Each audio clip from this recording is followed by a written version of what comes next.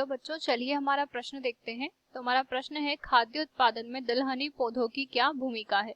इस प्रश्न की अगर बात करें तो सबसे पहले हम यहाँ पर देखते हैं इस प्रश्न के अंतर्गत मुख्य अवधारणा को।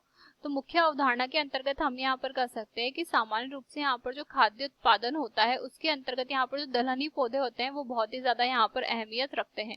हम यहाँ पर कह सकते हैं दलहनी पौधों के अंतर्गत यहाँ पर जो पादप आते हैं वो सामान्य रूप से यहाँ पर जो लेगुमिनेसी परिवार है वह आते हैं। जैसे कि हम यहाँ पर बात कर सकते हैं कि विभिन्न प्रकार की दालें इसके अंतर्गत आती हैं, जैसे कि चना, अरहर, मूंग। इसके अतिरिक्त हम यहाँ पर कह सकते हैं कि इनमें यहाँ पर जो है मटर आते हैं, सोयाबीन भी इसी के अंतर्गत यहाँ पर आता है। अब अगर हम यहाँ पर बात करें दलहनी पादपों की कि ये किस प्रकार से यहाँ पर जो है भूमिका अदा करते हैं, तो सबसे पहले तो हम यहाँ पर कह सकते हैं कि मुख्य रूप से यहाँ पर दलहनी पौधे जो होते हैं वो दो प्रकार से यहाँ पर सहायता प्रदान करते हैं। पहला तो होता है कि दलहनी पादप जो होते हैं वो प्रोटीन का एक मुख्य स्रोत यहाँ पर होते हैं। तो एक तो ये प्रोटीन का यहाँ पर स्रोत होते हैं और प्रचुर मात्रा में इनमें यहाँ पर जो है प्रोटीन पाया जाता है, तो उसके लिए आवश्यक होते हैं। इसके पश्चात अगर दूसरे की हम यहाँ पर बात करें तो इसके अंतर्गत हम यहाँ पर कह सकते हैं कि ये जो होते हैं भूमि को यहाँ पर जो है उपजाऊ बना देते हैं, मृदा को यहाँ पर जो है उपजाऊ बना देते हैं।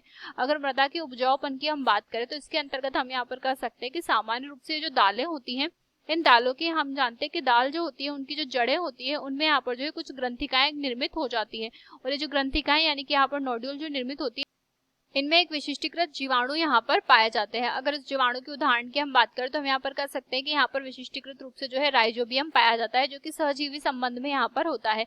अब जो राइजोबियम होता है इसके कार्य की हम बात करें तो ये जो होता है यहाँ पर नाइट्रोजन से क्रिया संपन्न करता है, नाइट्रोजन की जो मात्रा होती है उसे भूमि में यहाँ पर जो है वृद्धि कर देता है। तो भूमि में जैसे ही यहाँ पर जो है नाइट्रोजन की मात्रा में वृद्धि होगी तो हम यहाँ पर कह सकते हैं कि भूमि जो होगी वो यहाँ पर जो है उपजाऊ बन जाएगी, और अगली जो फसल यहाँ पर लगेगी उसके लिए भी ये उपजाऊ यहाँ पर रहेगी, क्योंकि दलहनी पौधा काटने के पश्चात उसके जो अवशेष रहेंगे उन अवशेषों में भी हम कहेंगे मृदा में यहाँ पर जो है नाइट्रोजन की मात्रा रहेगी, जिसकी वजह से वो उपजाऊ यहाँ पर रहेगी। तो आशा करते हैं आपको ये प्रश्न समझ आया होगा।